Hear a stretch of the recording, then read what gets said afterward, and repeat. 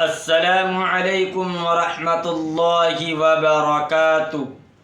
جس بھائی نے اب تک یہ چینل سبسکرائب نہیں کیا ہے ان سے میری مؤدبانہ درخواست ہے کہ وہ جلد سے جلد یہ چینل ضرور سبسکرائب کرے تاکہ نئی آنے والی ویڈیو آپ کو سب سے پہلے مل سکے۔ دیکھیے، میں اس ویڈیو کے اندر آپ لوگوں کو ماں باپ کے کچھ حقوق ہیں وہ بتانے آیا ہوں۔ دعا ہے کہ اللہ تبارک و تعالی صحیح کہنے اور اس پر عمل کی توفیق عطا فرمائے۔ دیکھیے، اللہ کے رسول صلی اللہ علیہ وسلم نے ارشاد فرمایا، رضا الربی فی رضا الوالد و سخط الربی فی سخط الوالد۔ اللہ کی رضا مندی والد کی رضا مند میں ہے اور اللہ کی ناراضگی والد کی ناراضگی میں ہے۔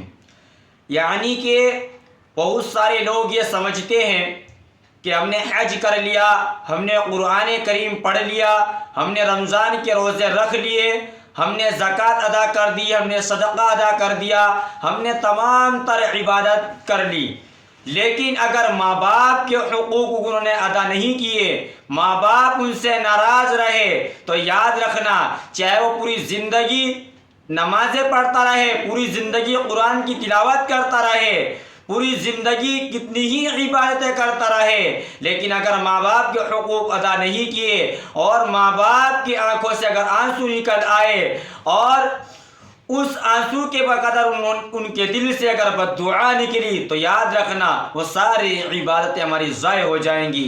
تو اسی لیے ماں باپ کے حقوق ادا کرنے ہیں اور ماں باپ کا حکم ماننا ہے۔ بہت سارے حضرات کیا کرتے ہیں کہ شادی ہونے کے بعد اپنے ماں باپ کو بھول جاتے ہیں، یہ سب سے بڑی غلطی کرتے ہیں۔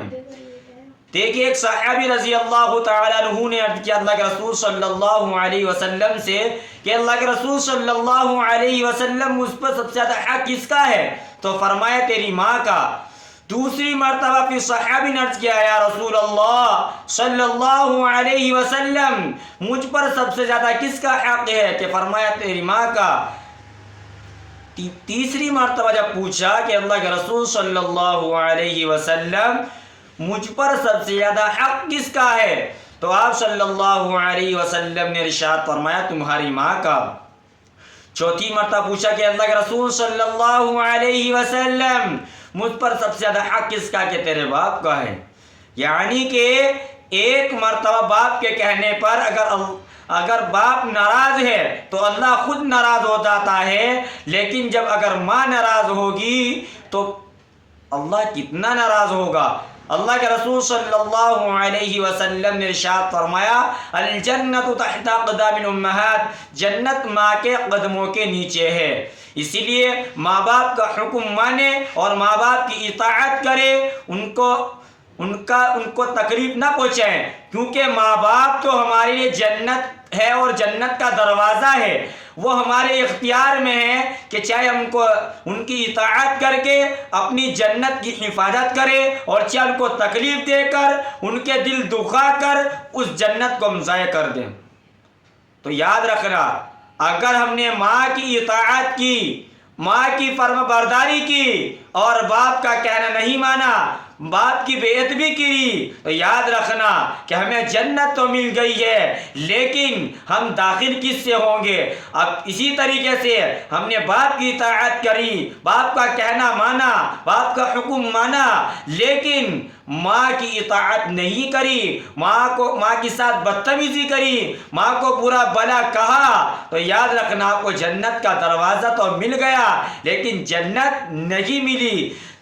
اب جنت کے دروازہ ملا لیکن اندر سے چٹیل میدان ہے۔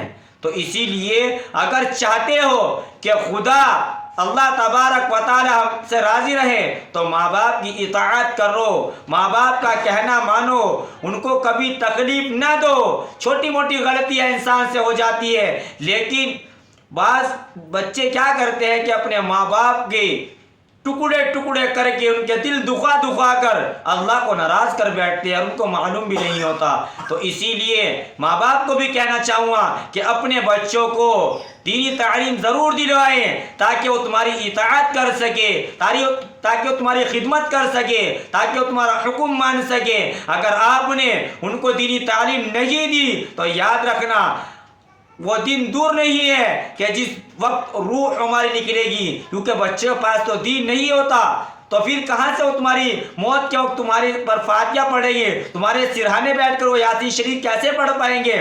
اب ایک مدرسے پڑھنے والا بچہ اگر ماں باپ کا موت کا وقت قریب آتا ہے، وہ ماں باپ کے سرانے بیٹھ کر یاسین شریف پڑھتا ہے، ماں باپ کی دعائیں مغفرت کرتا ہے، اور ایک بچے کو آپ نے ڈاکٹر بنایا، انجینئر بنایا، لیکن موت کے ٹائم پر وہ ایک طرف کھڑا رہتا ہے، اس کو یہ توفیق نہیں ہوتی کہ ماں باپ کے لیے فاتحہ پڑھ سکے یا ماں باپ کے لیے اطاعت، ماں باپ کے لیے مغفرت کی دعا کر سکے، وہ نہیں کر پائے گا۔ تو اسی لیے اپنے بچوں کو دینی تعلیم کا ماحول ضرور دلوائے، دینی تعلیم ضرور دلوائے، قرآن ضرور پڑھوائے، ان کو بڑے بڑے علماء کے پاس بٹھائیں تاکہ انہیں پتہ لگے کہ ماں باپ کیا چیز ہیں۔ ماں باپ یاد رکھنا، اگر دنیا کے ہم سارے چہروں کی زیارت کر لے، اگر ماں باپ کے چہرے نظر نہیں آ رہے تو میرے بھائیو پھر یاد رکھنا مرنے کے بعد جو قدر ہوتی ہے وہ قدر نہیں ہوتی۔ قدر تو وہ ہوتی ہے جو ماں باپ حیات ہو، ماں باپ زندہ ہو تو ان کی اطاعت کی جائے۔ تو میرے بھائیو وہ اصل مقصد تو وہ ہے، یوں نہیں کہ ماں باپ مر گئے اب لوگوں کو بتاتے پھرتے ہیں کہ مجھے والد صاحب سے اتنی محبت تھی، ماں باپ سے اتنی محبت تھی، اب وہ دیکھ لیں۔ پھر لوگ ٹوپی ڈرامے کرتے ہیں کہ محبت کا ایک وہ دکھاتے ہیں، حالانکہ محبت ہوتی نہیں ہے، بس وہ اپنی بیویوں کے کہنے پر اپنے ماں باپ کو گالی تک دے دیتے ہیں، استغفر اللہ۔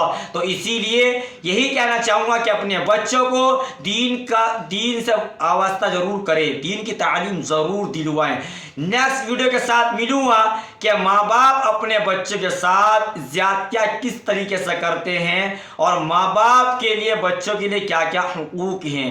اللہ تبارک و تعالی مجھے بھی اور آپ کو بھی عمل صالحہ کی توفیق عطا فرمائے۔ اللہ تبارک و تعالی جن کے ماں باپ اس دنیا سے رخصت ہو چکے ہیں، اللہ تعالیٰ ان تمام کے ماں باپ کی مغفرت فرمائے، اور جن کے ہیں اللہ تبارک و تعالیٰ سے دعا ہے کہ اللہ تبارک و تعالیٰ ان کے ماں باپ کی عمر و برکت عطا فرمائے۔ السلام علیکم ورحمۃ اللہ وبرکاتہ۔